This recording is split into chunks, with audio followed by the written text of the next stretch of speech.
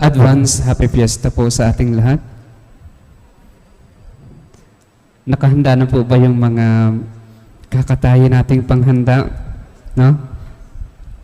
Mga masasarap na handa para sa nalalapit na fiesta. Ngayon po ay nasa ikatlong araw tayo ng novenaryo, votive mass, para po sa ating mahal na ina, ang Immaculada Conception. Unang-una, sa pangunguna po ng ating kura paroko, si Father Ron Roberto, salamat sa pagkakataon na makapagdaos tayo ng misa sa pangatlong novenaryo para po sa nalalapit na kafiestahan ng ating mahal na patrona. At the same time, sa ngalan ng ating kura paroko, pinapasalamatan po ang mga tumugon sa ngayon, lalong-lalo na po ang mga senior citizens sa pamayanan 4 and 5. Maraming salamat po sa inyong bukas palad, bukas na puso para tanggapin po na kayo ang maging kabahagi ng pagdiriwang na ito sa ikatatlong araw ng novenaryo. Pagnilayan natin mga kapatid, napakaganda ang tema sa novenaryo na ito. Maria, pag-asa't gabay patungo sa puso ng parokya. Si Santa Maria, ang pag-asa at gabay patungo sa puso ng parokya. Bakit po kaya si Santa Maria? Unang-unang mga kapatid, kung titingnan po natin ang tema, kung susumahin po natin, isa sa tema kahapon sa unang linggo ng Adbyento ay patungkol po sa pag-asa, hope. Ano po mga kapatid ang hope? Pag-asa. In fact, mga kapatid, it's one of the theological virtues. Katangian ng tao na galing mismo direkta na ipinagkatiwala o ibinahagi sa atin ng Diyos. Na tayo ay magkaroon ng pag-asa. Ito po ang ibinibigay na laman o kaluluwa ng tema. Pag-asa't gabay patungo sa puso ng parokya. Pag-asa na ito, mga kapatid, ay maihahalin tulad sa pinamalas ni Jesus sa alipin ng senturyon. Ang pag-asa, mga kapatid, ay hindi lamang po ito ideya. Bagkus ito po ay pag-asam natin sa ninanais ng makantan mula sa Diyos. Magi man yan material o espiritual na biyaya mula sa Panginoon. Ito po yung pakiramdam ng tao na siya ay nakangiti dahil siya ay may kasiguruhan na tatanggap mula sa Diyos. Tatanggap ng biyaya. Hindi man alam ng alipin na ito ng senturyon na siya po ay idinulog kay Jesus. Baka nga hindi niya kilala si Jesus. At hindi rin siya nakita pa ni Jesus physicalmente. Subalit ang pag-asa na ito ay ibinahagi, ipinamalas, ibinigay sa kanya ng Diyos sa pamamagitan po ng senturyon na ito. Na nagpapakita, mga kapatid, ng tunay na gampanin ni Santa Maria. Mary as intercessor. Tulay ng tao para kay Kristo. Si Maria ay larawan ng senturyon ng pagdulog sa kanyang anak na si Jesus. Siguro po mga kapatid, may mga karanasan na tayo ng ating dasalin, ang ating panalangin, ay dininig ni Jesus dahil idinaan natin ito sa ating ina, sa kanyang ina, ang Immaculada Concepcion, ang ipinaglihing walang bahid ng kasalanan. Marapat lamang mga kapatid na ang ating dasal sa Diyos ay idaan natin kay Santa Maria. Dahil mga kapatid, ang dasal na dinadaan sa walang kasalanan ay direktang nakakarating sa Diyos. Dahil tandaan natin mga kapatid, tanging ang kasalanan lamang ang umahadlang sa tao para siya ay makarating sa Diyos.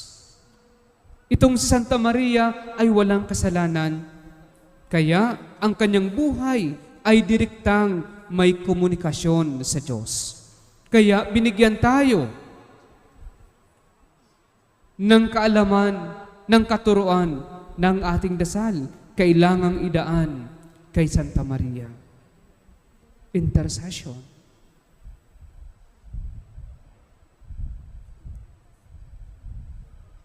Si Maria ay gabay na may kalakip na pag-asa at kasabay natin na naglalakbay, na nagdarasal patungo sa kanyang anak.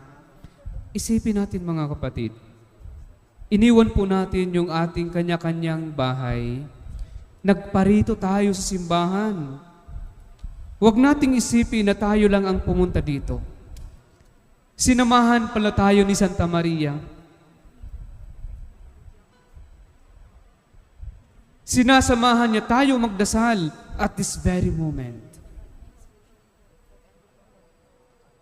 Dahil po ang ating misa, ang ating pagdasal, ang pinakamataas na forma ng pagdarasal ay idinadaan natin sa Kanya.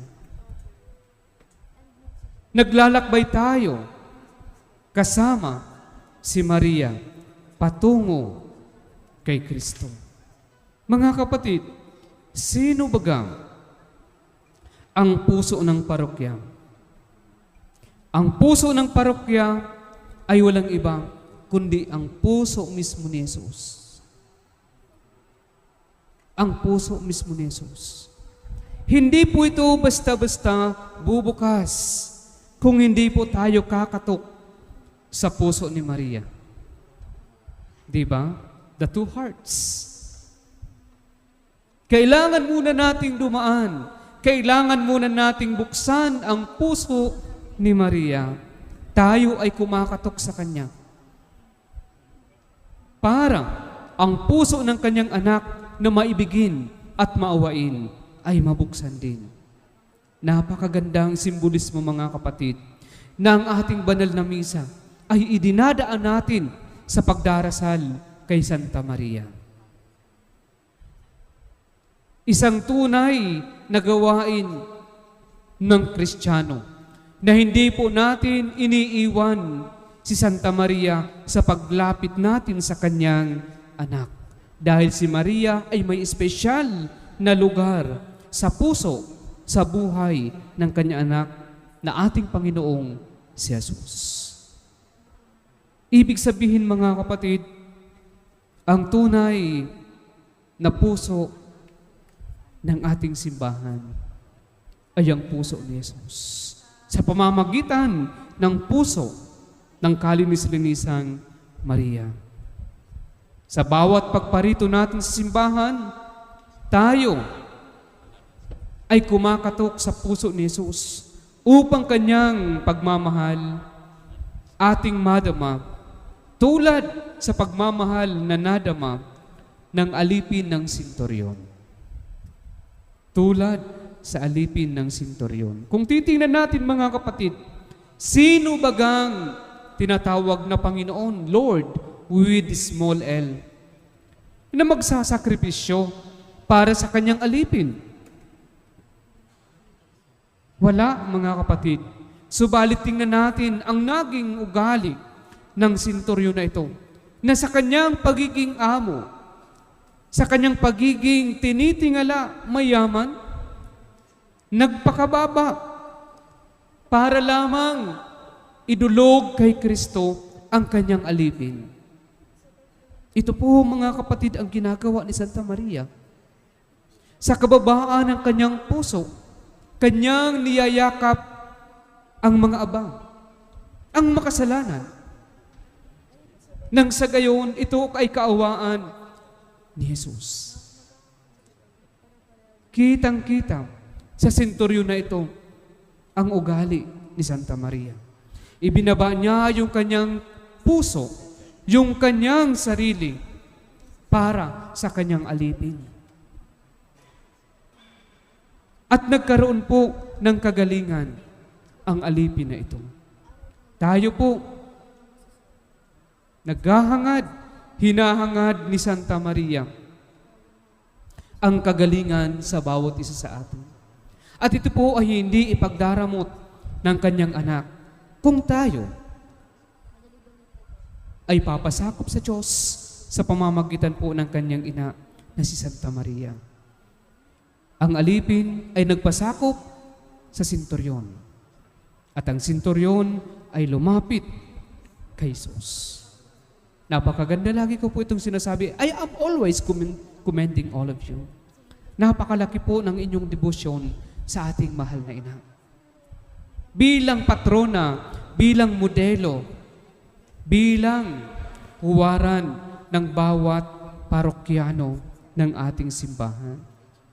Pinapalaganap natin ang ating debosyon sa ating mahal na ina.